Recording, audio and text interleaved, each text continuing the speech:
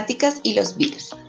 ¿Sabías que las matemáticas pueden ayudarnos a entender este tipo de epidemias? Bueno, pues te lo vamos a explicar.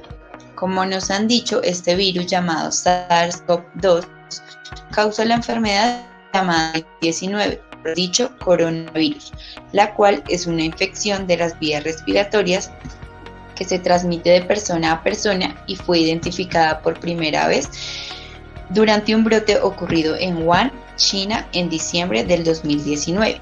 Esta enfermedad fue declarada pandemia por la Organización Mundial de la Salud, OMS, una vez que se había extendido a más países.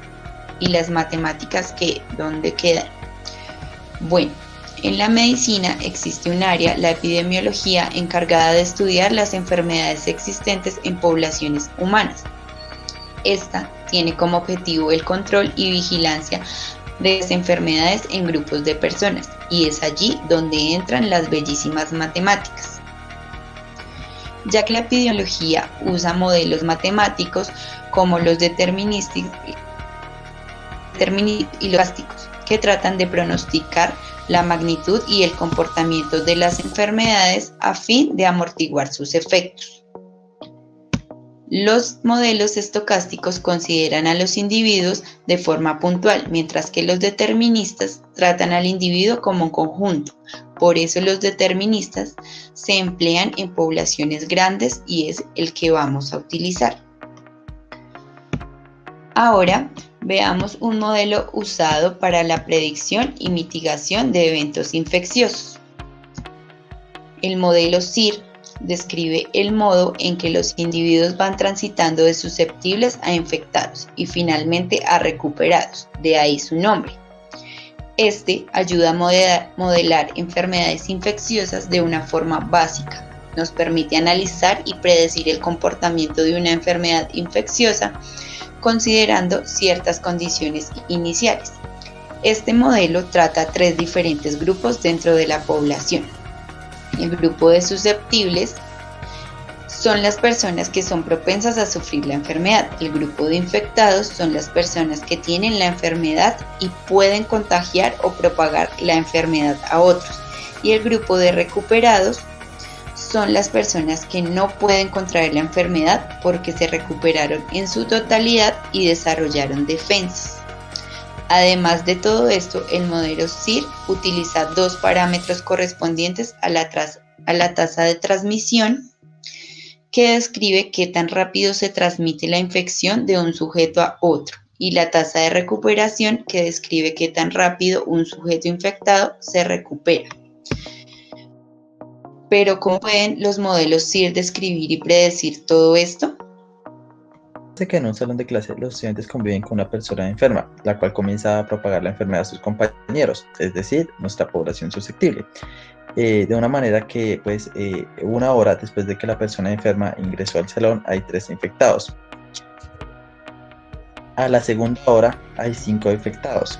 Y finalmente, a la tercera hora hay 7 infectados. Por lo que a menudo que aumenta el tiempo, se observa que la población susceptible irá disminuyendo.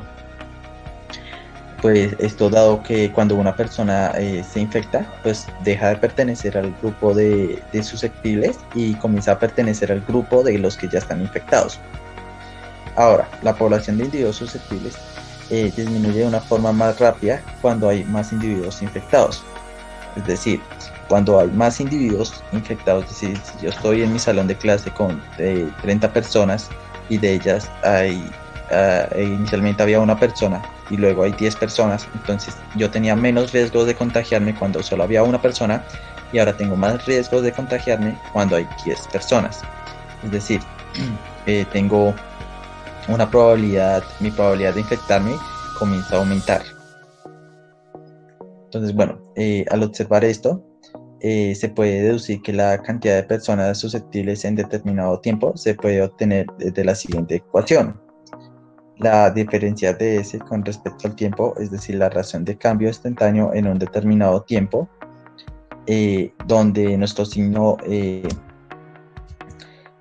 negativo significa que la cantidad de individuos susceptibles irá disminuyendo acorde avanza el tiempo. Beta significará que será la probabilidad de las personas de infectarse a menudo que aumenta la población de enfermos. C es el número de contactos con el que una persona sana se relaciona. Es decir, si en ese momento yo estoy sano, pero me relaciono con 5 amigos, entonces esos 5 amigos significarán la C. Ahora, N significará el número de total de individuos, es decir, todas las personas que habían en nuestro salón de clase. S es el número total de individuos sanos, sanos, es decir, no están infectados. Un ejemplo, o sea, digamos, cuando la persona infectada ingresó a nuestro salón, entonces si el salón tenía 30 individuos, esos 30 individuos en ese momento son la población susceptible. Pero después de nuestra segunda hora, cuando hay 3 individuos infectados, entonces nuestra población de susceptible ahora será de 28. Y finalmente, nuestra I sobre N significará la probabilidad de que alguno de mis contactos esté infectado. Volvemos al ejemplo. Si yo estoy sano y me rodeo con mis 5 amigos, hay alguna probabilidad de que alguno de estos 5 amigos, uno o más de estos 5 amigos, esté infectado y me contagie a mí. Ahora, para calcular la cantidad de personas que están enfermos en determinado momento después de haber tenido contacto con un infectado, debemos tener en cuenta que así como disminuye la población susceptible, va a aumentar la población de infectados. Pero también a medida que pasa el tiempo, hay personas que se irán recuperando. Es decir, si una persona ya lleva 5 horas de llevar infectado, puede tener algún tipo de probabilidad de recuperarse, y si se recupera, esta persona entonces pues ya no pertenecerá al grupo de infectados porque pues ya está sano, ya no tiene nada, entonces deja de estar contado en ese grupo de personas infectadas. Entonces pues por esto pues dejarán de ser de este grupo. Entonces para esto pues volvemos. Tenemos que pues nuestra población de individuos irá aumentando constantemente, individuos infectados, y pues estarán dados por la ecuación donde la variación del grupo de personas infectadas respecto al tiempo se determinará, y nuestra diferencia de R con respecto al tiempo significará la cantidad de personas que irán recuperadas en ese momento. Entonces, como se recuperaron, lo dicho anteriormente, como ya están recuperados, dejan de pertenecer a ese grupo y se le tienen que quitar. Como se estaban contando antes, entonces ya se tienen que quitar. Entonces por eso esta acción de resta. Y nuestro signo más, al igual que anteriormente, antes significaba, el signo menos significaba que pues la población iba disminuyendo. Ahora nuestro signo más representa que a medida que aumenta el tiempo, nuestra población de infectados irá aumentando. Pero ahora pues debemos determinar la cantidad de personas que se han recuperado hasta el momento. Para esto debemos tener presente que a menudo que avanza el tiempo, el número de recuperados irá aumentando, pero no de manera constante, porque en cada hora se puede recuperar un número distinto de personas. Es decir, es diferente cuando en 3 horas hay 5 enfermos y se recupera una persona, a cuando en 5 horas hay 25 contagiados y se ha recuperado 15 personas. Entonces, para determinar el número de contagiados, debemos ir agregando los nuevos recuperados a la cantidad que había antes. Un ejemplo de esto es que si en 1 hora, después de que empezó nuestro evento, hay una persona recuperada, y luego de 2 horas tenemos 2 nuevas personas recuperadas, entonces esto querrá decir que en nuestra segunda hora, después de que empezó el evento, nuestra población total de individuos que se recuperaron será de 3 personas, porque tenemos nuestra persona que se recuperó inicialmente y las 2 nuevas que llegaron a la segunda hora. Entonces, para hacer una población total de 3. Bueno, entonces con esto podemos llegar a la siguiente ecuación, donde la diferencial de R respecto al tiempo será determinada por nuestro tiempo presente, el momento en el que ciertas personas se infectaron. ¿Qué quiere decir esto? Nuestra T' quiere decir que, volvemos al ejemplo anterior, si nuestro individuo llegó a nuestro salón de clase, ese es el momento inicial, es decir, no hay ningún contagio porque él ya venía contagiado. Pero después de una hora ya hay 3 individuos contagiados. Es decir, en nuestra primera hora hubieron 2 nuevos contagios. Esos 2 nuevos contagios transcurrieron en nuestra primera hora, por lo que quiere decir que, o sea, que no comienzan a contarse desde nuestro momento inicial, sino comienzan a contarse desde nuestra T'. Ahora, nuestra T, dado por el tiempo que ha transcurrido desde el momento que estos individuos se contagiaron, volvemos al ejemplo, ahí tenemos 2 individuos que se contagiaron en la primera hora, entonces teta será el tiempo que ellos llevan enfermos hasta el tiempo presente, es decir, si van transcurridos 5 horas y ellos no se han recuperado, entonces quiere decir que pues que llevan enfermo 4 horas. Ahora, P de teta es la probabilidad de recuperación durante el tiempo transcurrido teta. Es decir, nuestros individuos que se contagiaron en nuestra primera hora tienen un tiempo una probabilidad de que se recuperen desde ese momento hasta nuestro tiempo presente. Y de T' es la cantidad de individuos infectados en un tiempo de infección. Es decir, vuelvo al ejemplo, los 2 individuos que se infectaron en nuestra primera hora. Eso quiere decir nuestro IDT'. Bueno, y finalmente tenemos nuestra integral, que indica la acción de suma de todos los individuos que se han venido recuperando desde el inicio del evento. Esto acá, para explicarlo mejor, quiero volver a nuestro ejemplo anterior, donde decíamos que porque en la primera hora teníamos un individuo y en la segunda hora llegaron 2 nuevos individuos. Aquí hay una acción de suma, que es la que representa nuestra integral, donde se suma la población que se ha recuperado en el transcurso del tiempo para llegar hacia nuestra población total de 3 individuos.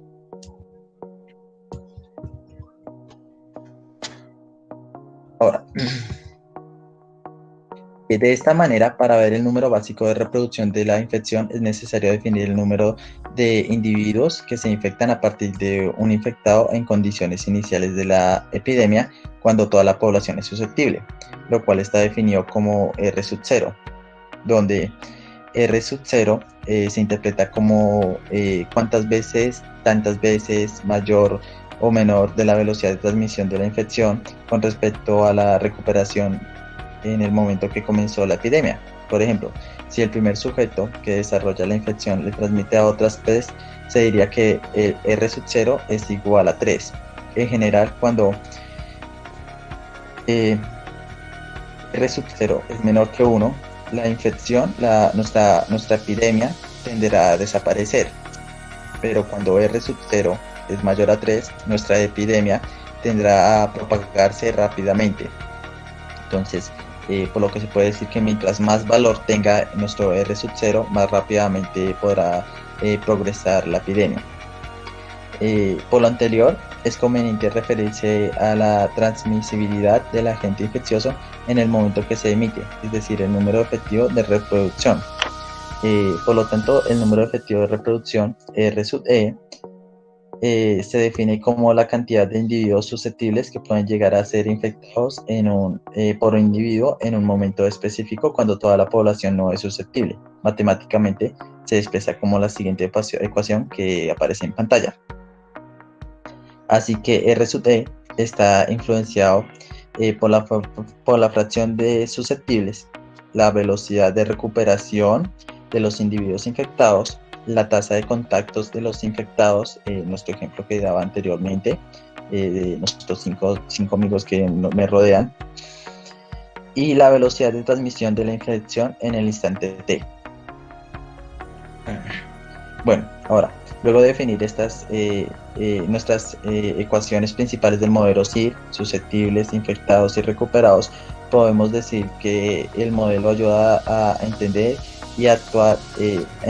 y predecir la actual pandemia del COVID-19 a partir de datos precisos. Pues podemos determinar el posible comportamiento de esta enfermedad infecciosa y tomar medidas medidas preventivas para disminuir el número de casos infectados. Veamos la aplicación del modelo CIR con un ejemplo en la estimación de programación de la propagación de la pandemia COVID-19 en la ciudad de Santa Marta. No, repitamos este último pedazo, si algo lo cortas, Iván, qué pena. Veamos la aplicación del modelo CIR con un ejemplo en la situación de propagación de la pandemia por COVID-19 en la ciudad de Santa Marta. Vamos a presentar un caso particular de la descripción que hemos realizado a lo largo de esta presentación. Para eso es importante entender y volver a la idea de pandemia concebida como aquella enfermedad infecciosa que se ha propagado en un área geográficamente extensa, afectando a un considerable número de personas. Es importante entender que este número de personas al cual se le está afectando o se ven afectados directamente por el COVID-19 es directamente la población de afectación dentro de nuestro modelo. ¿Qué quiere decir? Que nuestro modelo va a determinar de cierta manera la cantidad el nivel de propagación en términos de la viabilidad de propagación que está dada por el entorno, que son directamente los seres humanos, que son los que transmiten el virus. En otras palabras, también el modelo puede ayudar a analizar, comparar y predecir posibles comportamientos del virus dentro de esta población que son las personas. Entonces es muy importante entender que la pandemia, si la idea de pandemia está aplicada directamente a una población específica, que en este caso son las personas. Partiendo de esa idea que decimos entonces que es necesario y es importante para plantear una situación particular. Ubiquémonos en Santa Marta. Santa Marta es una ciudad de Colombia con 499.000 habitantes aproximadamente, en donde es importante entender lo siguiente. Simulando que la pandemia en Santa Marta fue y tiene directamente un control específico en donde se ha logrado mantener un margen de error controlado. ¿Qué quiere decir un margen de error controlado? El margen de error controlado nos define lo siguiente.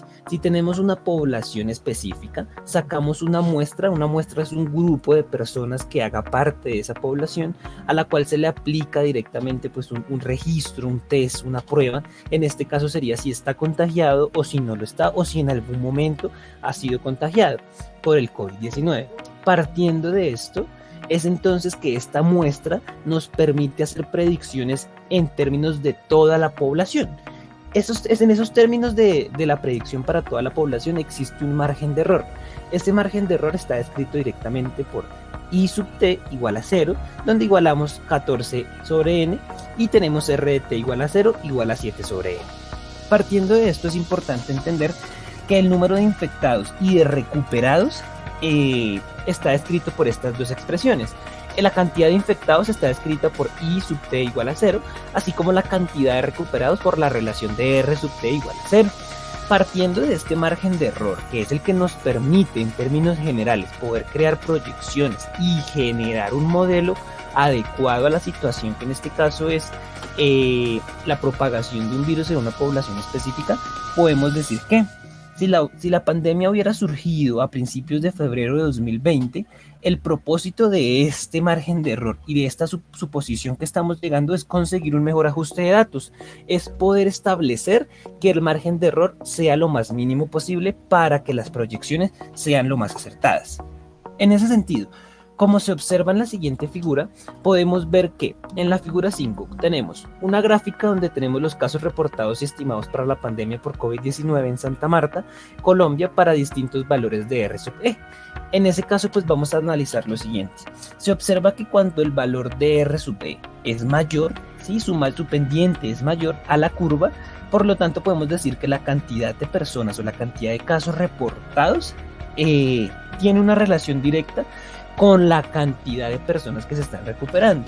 En ese sentido, ¿qué nos interesa? Que se ajuste ese R sub E a una condición específica, que en este caso vamos a decir que es 1,9.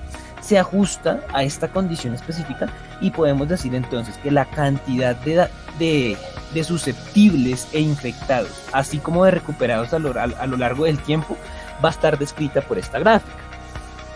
En términos de una comparación directa entre infectados y recuperados, podemos decir que en la figura 6, donde analizamos la curva de la cantidad de susceptibles, infectados y recuperados estimados para la pandemia por COVID-19 en Santa Marta, Colombia, para el R sub E igual a 1,9, entre el intervalo de tiempo del 20 de marzo de 2020 y el 1 de enero de 2022, es correcto decir que podemos decir entonces que para esto es muy importante tener presente que se obtiene a partir de datos extraídos directamente con la población, en donde los parámetros del modelo están descritos por los parámetros que vemos y que se pueden observar directamente en la curva, que son los casos susceptibles, infectados y recuperados.